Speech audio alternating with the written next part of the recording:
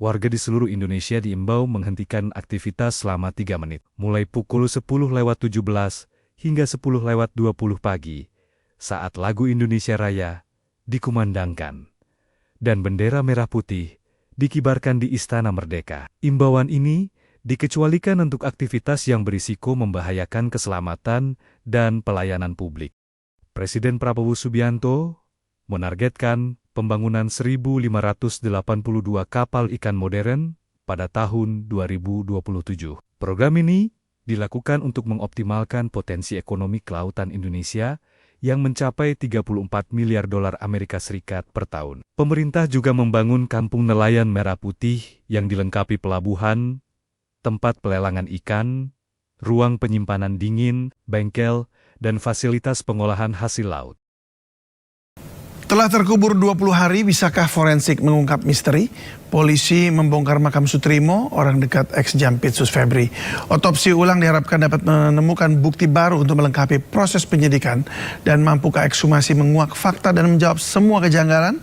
Untuk membahas selengkapnya lebih lanjut telah bergabung bersama kami ahli forensik Dr. Dian Novita. Selamat sore, Dok. Selamat sore, Mas David. Ya, Dok, dalam kasus kematian Soetrimo yang dinilai janggal, ya, seberapa penting ekshumasi untuk mengungkap cause of death yang sebenarnya? Ya, terima kasih Mas David.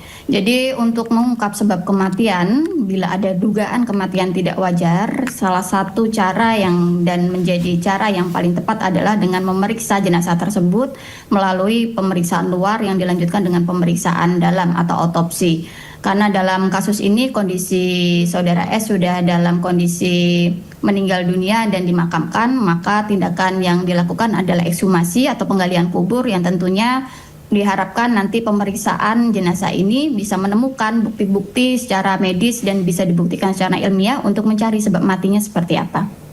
Baik, Soetrimo ini kan sudah dimakamkan 20 hari ya. Apakah dalam rentang waktu tersebut penyebab kematian masih dapat diketahui secara akurat begitu? Ya, tentu waktu atau jeda kematian dari kronologi kejadian hingga dilakukan pemeriksaan itu sangat berpengaruh terhadap hasil pemeriksaan yang akan didapat.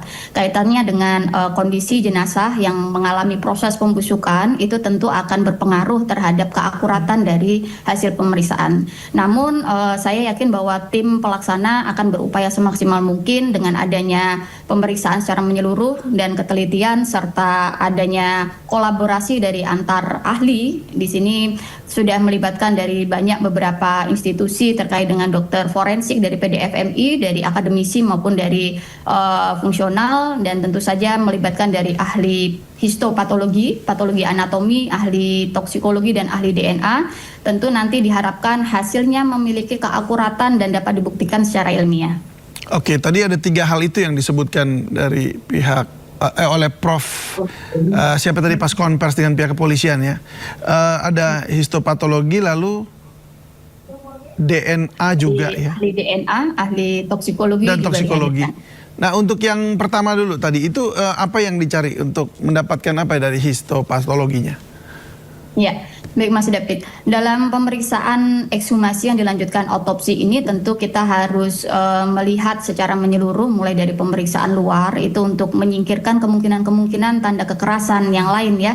Di antaranya apakah ada luka-luka karena kekerasan tumpul, kekerasan tajam atau senjata api, dan termasuk tanda-tanda dugaan keracunan apabila masih bisa ditemukan ketika dalam kondisi 3 minggu ini.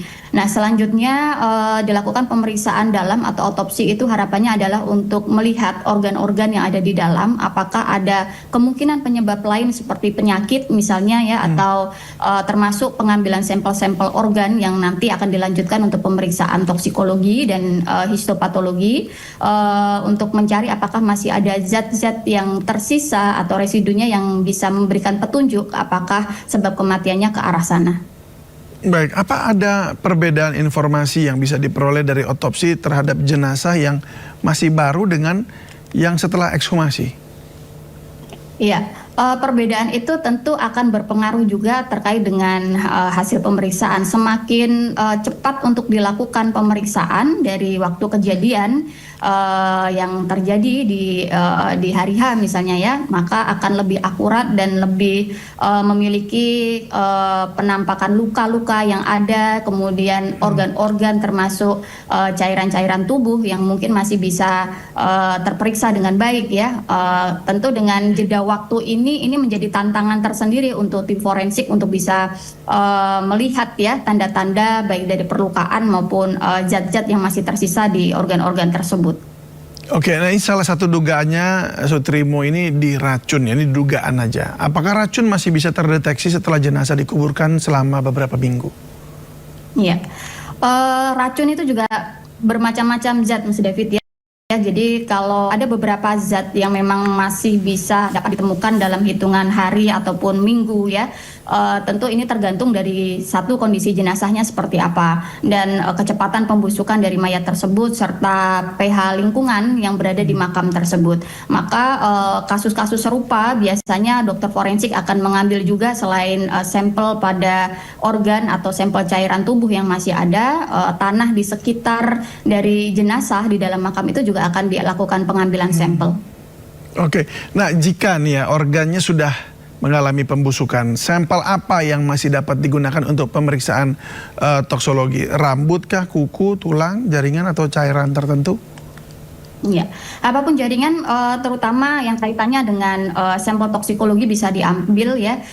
Kalau darah mungkin sudah rusak atau lisis ya, jaringan-jaringan lain yang bisa diambil diantaranya lambung, saluran sampel-sampel saluran pencernaan seperti kerongkongan, kemudian apabila curiga bahwa zat ini masuk melalui saluran pernafasan, tentu sampel-sampel di swab tenggorok ataupun di paru-paru ya, dan organ-organ lain yang bisa diambil tentu bisa memberikan petunjuk yang akan lebih lengkap dan memiliki akurasi yang lebih bagus.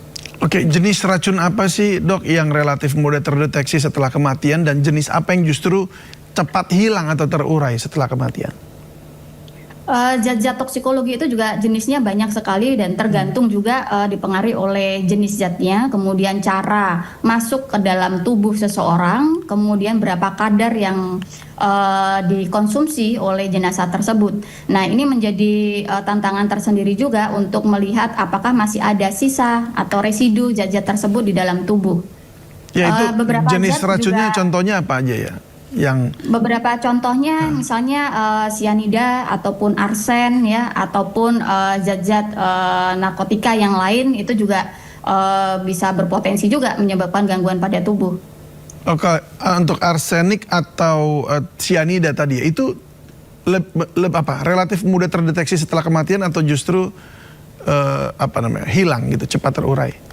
Iya, tergantung banyak faktor Mas David ya. Jadi pertama tadi dari bentuk sediaannya, apakah zat tersebut berupa cairan atau dalam bentuk makanan atau dicampur dengan zat-zat lain misalnya dalam mengkonsumsi, kemudian berapa banyak yang diminum atau dimakan ya.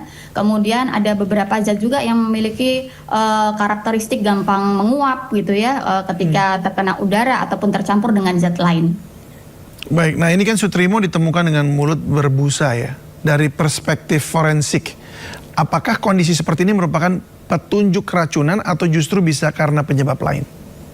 Iya, temuan adanya busa halus itu masih banyak kemungkinan Mas David ya. Artinya apakah busa halus ini berasal dari saluran pernafasan atau saluran pencernaan terlebih dahulu.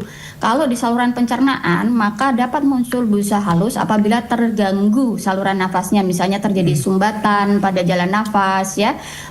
Atau kalau busa halus ini keluar dari saluran pencernaan tentu juga masih banyak juga ya kemungkinan-kemungkinan lainnya, misalnya pada dugaan kasus keracunan ya, kemudian mungkin ada muntahan karena suatu penyakit ya. Nah, ini yang harus diteliti secara menyeluruh, kemudian melihat langsung dari organ yang ada, maka ini pentingnya untuk dilakukan autopsi terhadap jenazah.